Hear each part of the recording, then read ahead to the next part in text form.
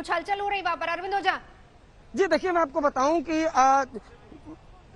बताऊं कि देखिए फिलहाल की अगर बात करें तो सभी को इंतजार है सतीश मानसिंदे का, और ये देखना होगा कि वो बात करते भी हैं या नहीं करते हैं, क्योंकि लगातार जो उनको कोर्ट से झटका मिल रहा है, एक के बाद एक जो बेल है वो रिजेक्ट हो रही है।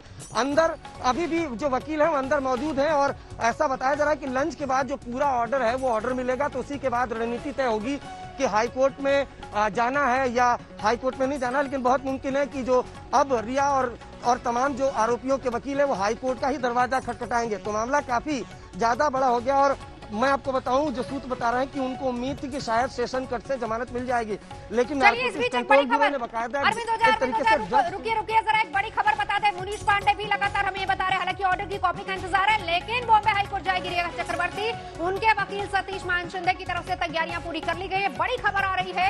इस बीच खबर यह है कि सिर्फ ऑर्डर की कॉपी का इंतजार है, उस ऑर्डर की कॉपी का जो कि अभी सेशन कोर्ट ने अपना फैसला दिया है, जिसमें रिजेक्ट कर दिया। और बड़ी बात जो सामने आई वो ये 27 से, जिसमें कहा गया कि ड्रग्स मुहैया करवाना और सिंडिकेट की एक्टिव मेंबर, ये दो बड़ी बातें। आशुतोष मिश्रा, क्या अपडेट? आज ही जाएंगे हाईकोर्ट क्या? सबको ऑर्डर कॉपी का इंतजार है। नवजोत आपको सीधे बता दें, दीपेश सावंत के जो वकील हैं उन्होंने कंफर्म किया है कि वो जैसे ही ऑर्डर कॉपी मिलती है आज ही हाई कोर्ट जाएंगे। साथ ही जैद के जो वकील हैं वो भी जाएंगे। ऐसे में जाहिर सतीश मानसिंदे की ओर से जो मैसेज है उसमें कहा गया है कि चूंकि 6 की जमानत याचिका खारिज हो चुकी है, जाहिर है इसके बाद जो इकलौता कानूनी रास्ता बचता है वो है सबसे पहले बॉम्बे हाई कोर्ट जाना। सेशन कोर्ट से जो राहत की उम्मीद थी, जमानत याचिका खारिज हो चुकी है और ऐसे में उन्हें 22 तारीख तक जेल में तो रहना होगा, लेकिन अगर राहत चाहिए तो बॉम्बे हाई कोर्ट जाएंगे और फिर वही दलीलें, वही आर्ग्यूमेंट और वही सारी बातें एक बार फिर बड़े कोर्ट में कही जाएंगी और वहां पर जमानत के लिए अर्जी लगाई जाएगी, गुहार लगाई जाएगी कि क्यों आखिर इन सबको जमानत की जरूरत है। आपको फिर बताएं, जैद समेत तमाम जो आरोपी थे उनके वकीलों ने लगातार कहा कि देखिए गिरफ्तारी की जरूरत नहीं है, जुडिशियल कस्टडी में रखने की जरूरत नहीं है। जब भी जांच एजेंसी बुलाएगी, एनसीबी बुलाएगी, हम पूछताछ के लिए सामने आ जाएंगे। जिस तरह की मदद की चाहिए, सपोर्ट की जरूरत है, हम हमेशा मौजूद होंगे। और इसी फिलहाल सत्र न्यायालय में जब फैसला सुनाया है तो उन सब की जमानत याचिका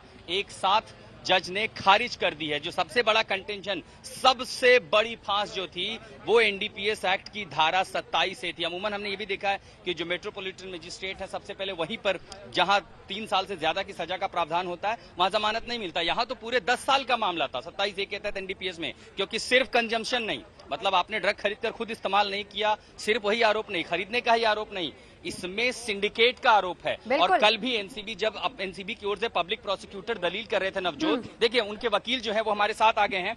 विस्तार में बताइए, आज जब सुनवाई हुई, आपने जब अपनी अपनी दलीलें दी थी तो क्या क्या बातें कही थी, किन बातों को आधार बनाया था? सुनवाई जो है कल ही हो गई थी, उसके ऊपर हम लोग ने ये दलील दी थी कि जितने भी सेक्शन हमारे ऊपर लगाए गए वो बेलेबल सेक्शन है, उसके अंदर एक भी नॉन बेलेबल सेक्शन है नहीं। रिया चक्रवर्ती और शौविक चक्रवर्ती के ऊपर जो सेक्शन एक्स्ट्रा लगाए गए थे, सेक्शन 27A, वो नॉन बेलेबल सेक्शन थे, वो हमारे क्लाइंट के ऊपर लगाए नहीं गए। दीपेश सावंत पर 27 27A नहीं लगाया गया, तो इसीलिए दीपेश सावंत को छोड़ देना चाहिए। और जो अक्यूज्ड कायजान इब्राहिम है उसको भी नीचे से बेल हो गई है, उसका और हायर रोल था। पैरिटी मांगी थी, पैरिटी हमने मांगी थी कायजान इब्राहिम के ऑर्डर के साथ, बिकॉज कायजान इब्राहिम का हायर रोल था, हमारा रोल उससे कम है, बट वो भी पता नहीं कंसीडर किया या नहीं किया। बॉम्बे हाईकोर्ट जा रहे हैं अभी हम लोग ऑफकोर्स बॉम्बे हाईकोर्ट अप्रोच करेंगे। दीपेश सावंत के वकील हैं, कह रहे हैं हम बॉम्बे हाईकोर्ट ऑर्डर कॉपी मिलते ही जाएंगे, लेकिन जिसका हम जिक्र कर रहे हैं 27A की वो फांस जो इस सभी 6 आरोपियों में सिर्फ और सिर्फ रिया चक्रवर्ती और शौविक चक्रवर्ती पर लगी है,